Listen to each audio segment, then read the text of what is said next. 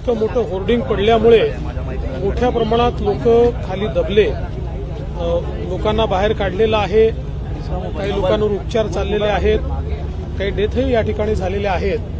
पण अजूनही लोक आतमध्ये असण्याची शक्यता असल्यामुळे आणि पेट्रोल पंप असल्यामुळे अतिशय केअरफुली त्या ठिकाणी कापणे आणि लोकांना बाहेर काढणे अशा प्रकारचं हे रेस्क्यू ऑपरेशन चाललेलं आहे. त्यामुळे आता सगळा फोकस जो आहे हा रेस्क्यू ऑपरेशनवर त्या ठिकाणी राहील.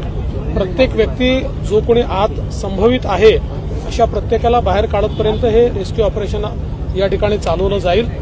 पण प्रायमा फेसी अनेक अनियमितता या ठिकाणी दिसत आहेत. माननीय मुख्यमंत्र्यांची चर्चा करून आम्ही या संदर्भात एक उच्चस्तरीय चौकशी देखील सांगितलेली आहे, ती अनाऊन्स केलेली आहे. अतिशय गांभीर्याने कोणी परमिशन्स दिल्या, त्या योग्य होत्या का, परमिशन्स घेतल्या होत्या का, एवढं मोठं होर्डिंग लावताना ज्यावेळेस अशा प्रकारची अनप्रेसिडेंटेड विंड येईल किंवा मोठ्या प्रमाणात वारा येईल त्याचा स्टडी केला होता का, अशा या सगळ्या गोष्टींचा अभ्यास आता या ठिकाणी करावा लागेल.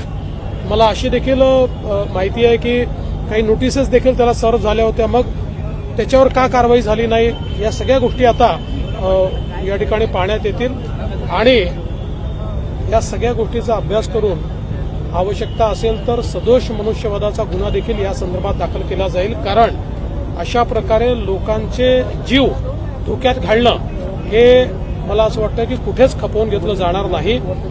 यासोबत माननीय मुख्यमंत्री महोदयांनी मुंबईमध्ये जेवढे मोठे होर्डिंग्ज आहेत त्याचं इमिजिएट ऑडिट करण्याचे देखील त्या ठिकाणी आदेश दिलेले आहेत.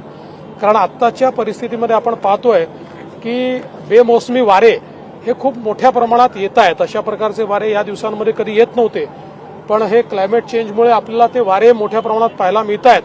अजूनही काही अलर्ट्स आपल्याकडे वाऱ्यांच्या संदर्भात येत आहेत आणि म्हणून अशी दुर्घटना दुसरीकडे कुठे होऊ नये या दृष्टीनं तात्काळ हे ऑडिट करायला सांगितलेलं आहे. त्या टीम्स देखील बीएमसी लगेच डेप्यूट करते. उद्यापासून ऑडिट सुरू करून विशेषतः पहिल्या टप्प्यामध्ये जेवढे लार्ज साईज होर्डिंग्स आहेत त्या होर्डिंग्सचं ऑडिट त्या ठिकाणी केलं जाईल आणि जे काही लोक आता आतमध्ये असण्याची शक्यता आहे त्यांना काढण्याचीच प्राथमिकता असेल.